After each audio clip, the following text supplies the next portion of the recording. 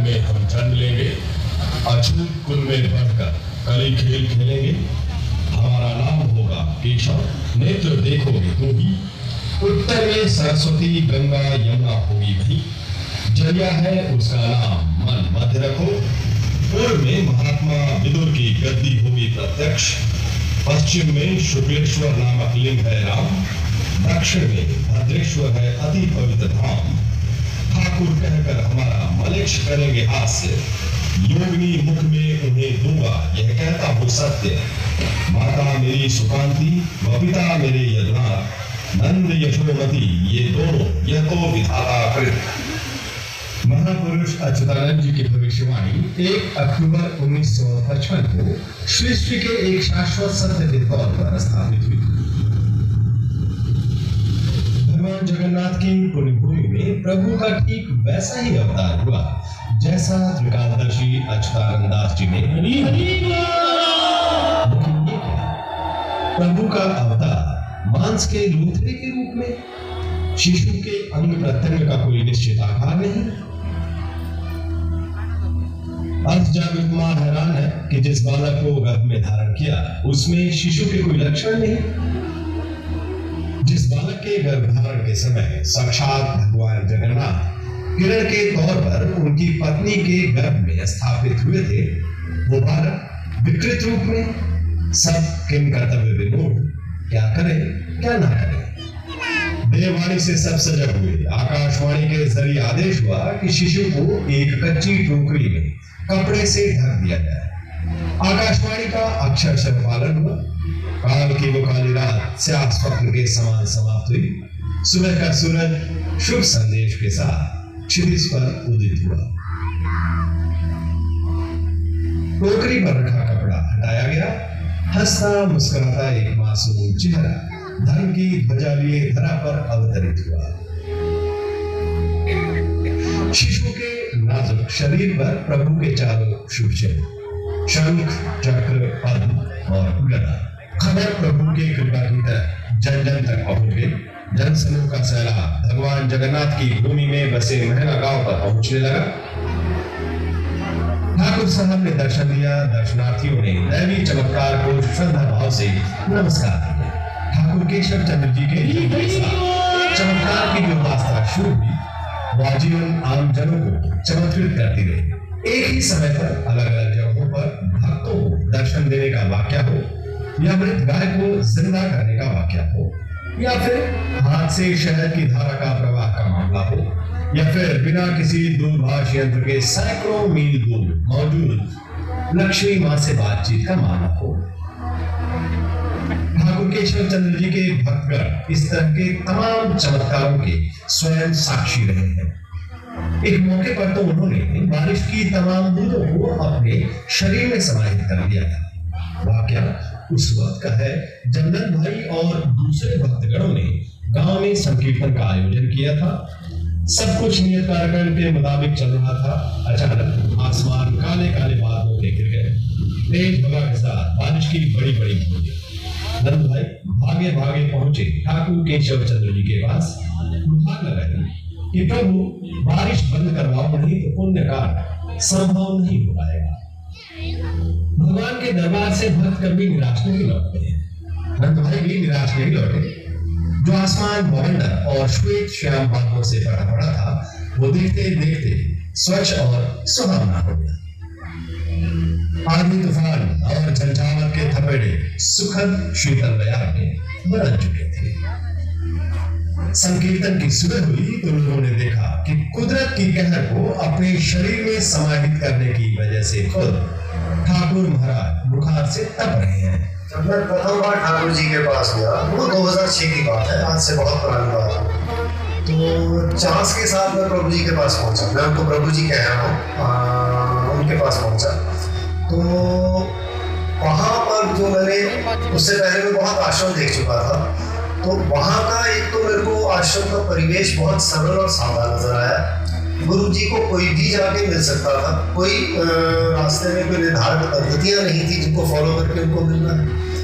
और वहाँ उनको देखने के बाद मेरे को ये महसूस हुआ कि ये हर जगह से हटके हैं। तो इनको और जानना चाहिए और यहाँ मेरे को और आना चाहिए, जिस वजह से जो मेरे मन में आया।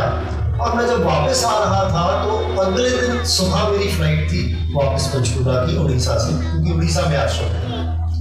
तो वहाँ से जब मैं वापस आने वाला था, उससे पहले मेरे को धीरा भाई का जो सेक्रेटरी थे वहाँ के, उनका फ़ोन आता है और वो कहते हैं चावला जी आप आना अगली बार अकेले आए। तो मेरे को खुशी भी हुई, महसूस हुआ कि मेरी मन की इच्छा पूर्ण हो गई है और मेरे मन की भावनाएं पड़ गई। तो ये एक किस्म से मेरे लिए पहली बार का एक्सपीरियंस था। उसके बाद मैं आपको अगले कुछ एक अनुभव बताता हूँ जो कि अभी हाल में ही। उसके बाद तो मैं तकरीबन हर साल ठाकुर जी के पास मिलने जाता रहा हूँ, आश्रम जाता रहा हूँ, उनकी मौजूदगी में गया। आखिर के वर्ष में ऑलमोस्ट 5 बार मैं उनसे मिला, टोटल में 10-15 साल में एक ही बार जाता था। तो मैं उनके ज्ञान को लेके काफ़ी प्रभावित रहा, जो उनका चरम में ज्ञान दिया गया है। तो उसको मैंने, बिकॉज चरम सिर्फ था उड़िया में शास्त्र, और उसका ज्ञान और किसी भाषा में नहीं था। हिंदी में ऑफ कोर्स प्रभु कृपा से मेरे को 2007 से मिलना शुरू हो गया, हालांकि प्रिंटिंग उसकी बहुत बाद में हुई, बट मेरे पास पहले यहाँ पंचकुला में ही अपने आप आ गया, जो अपने में एक अपने अलग से ही चमत्कार था, क्योंकि मैं वहाँ देने नहीं गया था, हिंदी में था नहीं, बट मेरे पास यहाँ पर आ गया। अब उस ज्ञान को मैं पढ़ता रहा इतने साल, समझना सरल नहीं था, बट जब धीरे करके अपने जिंदगी के अनुभवों के साथ जब हम उस ज्ञान को जोड़ते हैं तब वो समझ में आता है। तो वो ज्ञान जब जैसे जैसे समझ आता गया तो मेरी इच्छा हुई कि लोगों को भी बताया जाए, तो मैंने फिर पुस्तकें लिखनी शुरू करी। ठाकुर केशव चंद्र जी के दूसरे भक्तों की भी कुछ ऐसी ही दास्तां है। उनके सारे भक्त कभी न कभी किसी न किसी रूप में ठाकुर महाराज के चमत्कार के साक्षी रहे हैं, लेकिन खुद ठाकुर केशव चंद्र जी के लिए मानव कल्याण उनका परम धर्म था। जातिगत भेदभाव और छुआछूत निवारण के लिए खुद उन्होंने शूद्र जाति में अवतार लेने का फैसला लिया, ताकि सामाजिक व्यवस्था में निचले पायदान पर खड़ी शूद्र जाति को समाज की मुख्यधारा में सम्मान के साथ स्थापित किया जा सके। कई मौकों पर उन्होंने शूद्र जाति के सम्मान के लिए समाज की रूढ़िवादी व्यवस्था को चुनौती दी और मानव के बीच के भेदभाव को ईश्वरीय व्यवस्था के खिलाफ बताया। ठाकुर जी मातृशक्ति के प्रति अतिशय विनम्र और सजग थे। उनके भक्त रजनीबाई के मन में नारी शक्ति के लिए कोई श्रद्धा नहीं थी। रजनीबाई की पत्नी गर्भवती हुई तो वो ठाकुर जी के पास आशीर्वाद लेने आए कि उन्हें पुत्र रत्न प्राप्त हो। लिंग परीक्षण और भ्रूण हत्या के खिलाफ आजीवन अलख जगाने वाले ठाकुर जी ने उस वक्त तथास्तु कहकर रजनीबाई को विदा कर दिया, लेकिन खुद उन्होंने प्रगति के विधान में कोई वेग नहीं डाला। नियत समय पर प्यारी बालिका का जन्म हुआ। निराश हताश पिता रजनीबाई ने खुद की जिंदगी को खत्म करने का फैसला कर लिया। ठाकुर महाराज पर झूठे आशीर्वाद का आरोप लगाते हुए वो समुद्र की तलहटी में पहुंच गए, लेकिन वहां उसके जीवन रक्षक बनकर खुद ठाकुर महाराज मौजूद। रजनीबाई को ठाकुर केशव चंद्र जी की अलौकिक शक्ति और नारी की लौकिक शक्ति का एहसास हुआ, और उसके बाद उन्होंने कभी भी मातृशक्ति और उसके सम्मान के खिलाफ कोई काम नहीं किया। शिक्षा और स्वच्छता को सामाजिक विकास का अनिवार्य अंग बताने वाले ठाकुर केशव चंद्र जी कुदरत के कण कण की कीमत जानते थे। भ्रमण के दौरान वो जहां कभी अन्न के दाने को गिरा देखते, उसे उठाकर बर्तन में रख देते थे।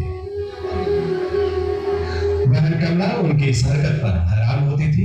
एक बार उसने पूछ दिया कि भाई, ये चावल के एक एक दाने को जमीन से इस तरह क्यों चुनते रहते? ठाकुर जी का जवाब था, इन्हीं निर्जीव दानों की बदौलत हम सब सजीव हैं। इनका यूं व्यर्थ जाना संपूर्ण मानव जाति को संकट में डाल सकता है। ठाकुर केशव चंद्र जी प्राकृतिक व्यवस्था के प्रबल पैरोकार थे। यहाँ तक कि वो वृक्ष से फल को कभी नहीं तोड़ते थे। वो फल के भोग के लिए तब तक इंतजार करते थे जब तक वृक्ष खुद फल उन्हें नहीं सौंप देती थी। लौकिक जीवन में कर्म की महत्ता को रेखांकित करने वाले ठाकुर केशव चंद्र जी पारलौकिक जीवन के कल्याण के लिए सत्य, सदाचार और सत्संग पर बल देते थे। उनके लिए मोक्ष का द्वार सत्कर्म और सद्वचन से खुलता था। उनकी शिक्षाओं का संपूर्ण सार चरम में संकलित है। चरम मानव मन की वो अवस्था है जहां भक्त और भगवान एकाकार हो उठते हैं और आत्मा का परमात्मा से मिलन हो जाता है। मैं और तू का भेद खत्म हो जाता है। ठाकुर केशव चंद्र जी के उसी चरम ज्ञान को उनके भक्तों ने अमरकृत चरम में संकलित किया है। चरम जो है ये एक ऐसा शास्त्र है जो कि जिसके बारे में आज से 500 वर्ष पहले अच्युतानंद जी लिख के गए थे, जो उड़ीसा के एक बहुत महान दृष्टा हुए हैं, और उसी हिसाब से चरम धरती पर आया था। और जब ये धरती पर उतरा था उस दिन का जिक्र उन्होंने पहले ही भविष्यवाणी में किया था, और वो उतरना भी एक चमत्कार था। चरम वन ये है चरम जो जिसकी मैं बात कर रहा हूँ। तो पहला चरम आज से 30 वर्ष पहले 93 में आया था, और ये जगतपुर की छत पे ठाकुर जी के द्वारा उन्मोचन किया गया था। और इसमें जब उतरा है 100 के करीब गुरु भाई थे, तो जब ये उन्मोचन किया गया तो दिन का समय था 1:37, और उस समय आकाश से स्वर्ण कणिकाओं की वर्षा होते उन सब गुरु भाइयों ने देखी, जो कि जमीन पर नहीं गिर रही थी और बुझ जाती थी आते आते। तो ये एक बहुत बड़ा चमत्कार हुआ उस समय जो उन लोगों ने महसूस किया। अब इसमें जैसे मैं कहूँगा कि ज्ञान की अगर हम बात करते हैं तो यज्ञ होते थे। यज्ञ जो होते थे वहाँ पे उड़ीसा में, जो ठाकुर जी के देख रेख में, वो बड़ा अनोखा तरीका था यज्ञ करने का। उनमें मंत्रों की आहुतियाँ दी जाती थी। जो मंत्रों की आहुतियाँ दी दिन में 300 से 500 मंत्र एक दिन में देते, और वो उससे पहली रात को ठाकुर जी अपने हाथ से लिख के देते थे, और वो पहले धरती पर नहीं थे। और इन सब यज्ञों का जिक्र भी अच्युतानंद जी करके गए थे। और उन यज्ञों से किस साधु का किस युग में दिया गया वर की पूर्ति हुई, सृष्टि का क्या मंगल हुआ, उन सब की एक स्मरणिका निकलती थी जो इसमें चरम में आती थी। अब वो सारी जो चीज़ें हैं वो इसके माध्यम से, चरम के माध्यम से हमारे सामने आई, और वो एक बहुत अनोखी चीज़ थी। और उसके बाद और अनोखी चीज़ थी जो चरम के माध्यम से हमारे सामने आई। वे धर्म गुरु आए उसी एक सृष्टा से, वो अलग अलग मार्गों से आए।